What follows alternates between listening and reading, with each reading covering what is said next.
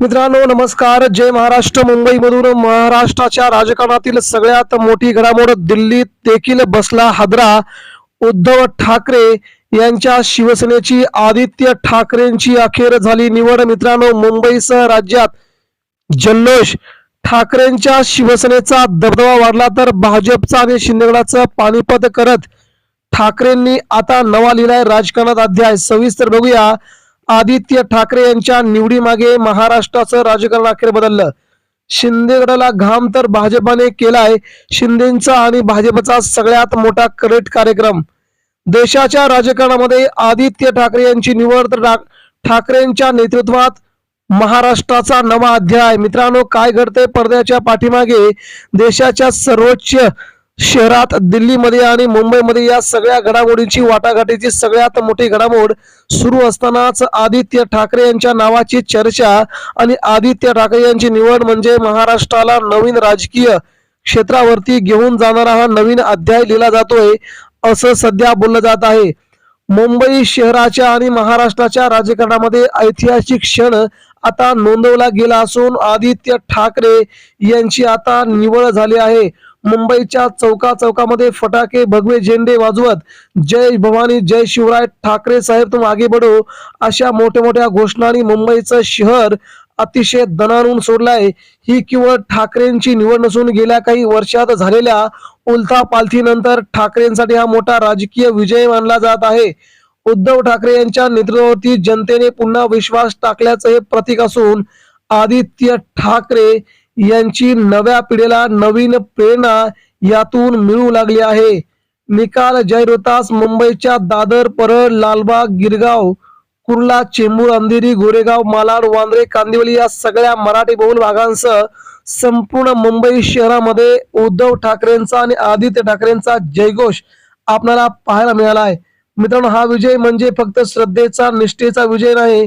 सत्ता गेली तरी जनतेचा विश्वास ठाकरे साहेबांवरती कायम आहे हे आज देखील पुन्हा सिद्ध झालंय.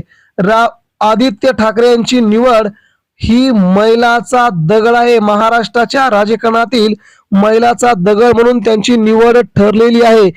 इकडे एकनाथ शिंदेची मुंबईमध्ये कोंडी करून त्यांना 50च्या आसपास जागा द्यायच्या तर दुसरीकडे अजित पवारांच्या राष्ट्रवादी काँग्रेस पार्टीला तिथे मुंबईतून आणि राज्याच्या सगळ्याच महानगरपालिका क्षेत्रातून महायुतीतून हकालपट्टी करायची. याचं द्योतक म्हणजे भाजपने आता या दोन्ही पक्षांना आपली वाट चालती व्हा असं म्हणण्याचं उदाहरण समोर पेश केलंय. यामुळे एकनाथ शिंदेची गोची तर झालीच परंतु अजित पवारांचं राजकारण संपल्यात जमाय हे आता जवळजवळ निश्चित बनलंय. ज्या प्रकारचं शरद पवार उद्धव ठाकरे सांगत होते त्याच घडामोडी आता पुढे घडताना दिसत आहेत.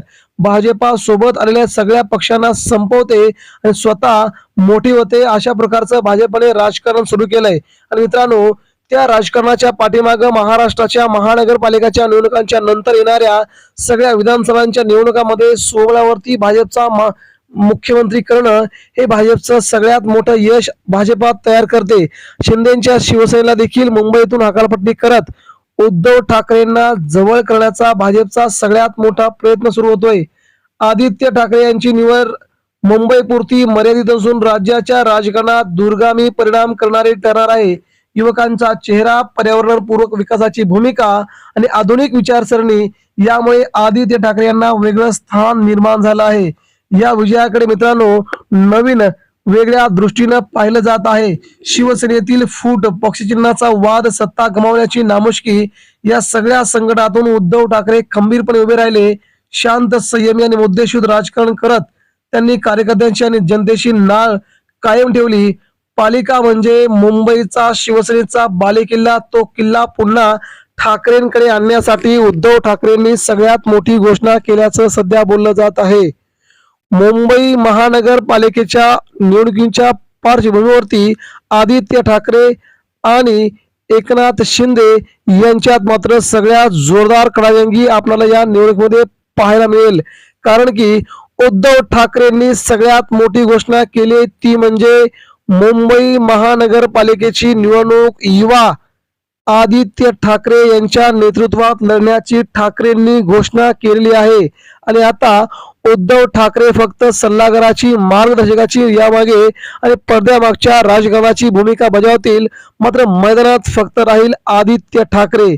मित्रांनो, ही उद्धव ठाकरेंसाठी सगळ्यात मोठी बाब म्हणावी लागेल. या विजयामुळे ठाकरे गटातील कार्यकर्त्यांमध्ये नवा उत्साह संचारलाय. गेल्या काही वर्षात आलेल्या अडचणी, कोर्ट कचेऱ्या, धमक्याने सत्तेपासून दूर राहण्याची वेदना या सगळ्यांवरती विजय मलम ठरणार आहे आणि उद्धव ठाकरेंनी हा निर्णय घेतलाय. ज्येष्ठ शिवसैनिकांच्या म्हणण्यानुसार आम्ही कधीच पक्ष सोडला नाही, कारण आमचा पक्ष म्हणजे ठाकरे साहेब आहेत. आज त्या निष्ठेचं चीज होतंय. दोन्ही ठाकरे बंधू एकत्र येऊन भाजपला, शिंदे गटाला पाणी पाजताना दिसत आहेत आणि हीच महाराष्ट्राच्या मनातील भूमिका होती असं देखील सध्या बोललं जात आहे. तर हा मुंबईकरांचा, शिवसैनिकांचा आणि माझ्या वडिलांच्या नेतृत्वावर विश्वास ठेवणाऱ्या प्रत्येकाचा विजय आहे.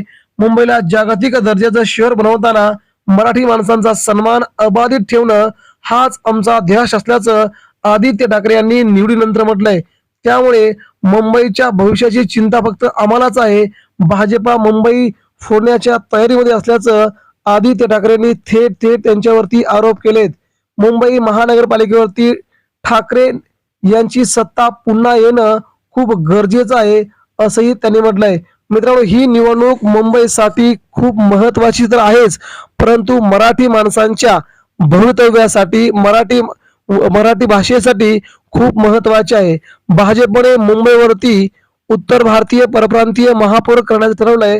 तर इकडे एकनाथ शिंदे म्हणतायत की महायुतीचाच महापौर होणार, परंतु ते स्वतः म्हणत नाहीत की मराठी महापौर होणार. म्हणजे एकनाथ शिंदेची शिवसेना देखील भाजपच्या होला हो म्हणत असून त्यांना मतदान करावं का असा प्रश्न सध्या मुंबईकर आणि आसपासच्या महानगरपालिका क्षेत्रातील आता मराठी माणूस म्हणू लागलाय. त्यामुळे उद्धव ठाकरे आणि राज ठाकरे दोघांच्या युतीने भाजपचे तर धाबे धरलेच आहेत, मात्र एकनाथ शिंदेच्या आमदारांचे, मंत्र्यांचे आणि भावी नगरसेवकांचे देखील धाबे दणाणले आहेत. कारण की जेव्हा ज्या वेळेस राज ठाकरे सोबत नसायचे त्यावेळेस त्यांचं मतदान यांना पडायचं, मात्र आता मतदानाचा एक गट्टा गोळा झाला असून यांचा सगळ्यात मोठा क्रेट कार्यक्रम करण्यास राज ठाकरे, उद्धव ठाकरे यांची खूप मोठी भूमिका ठरणार आहे. त्यामुळे ही युती महाराष्ट्राला नवीन उंचीवरती नेऊन देणार असेल. मराठी भाषेसाठी, मराठी माणसांसाठी केलेली राज ठाकरे आणि उद्धव ठाकरे यांची युती आगामी काळात खूप मोठं राजकीय परिवर्तन महाराष्ट्रात घडून आणेल अशी शक्यता आहे.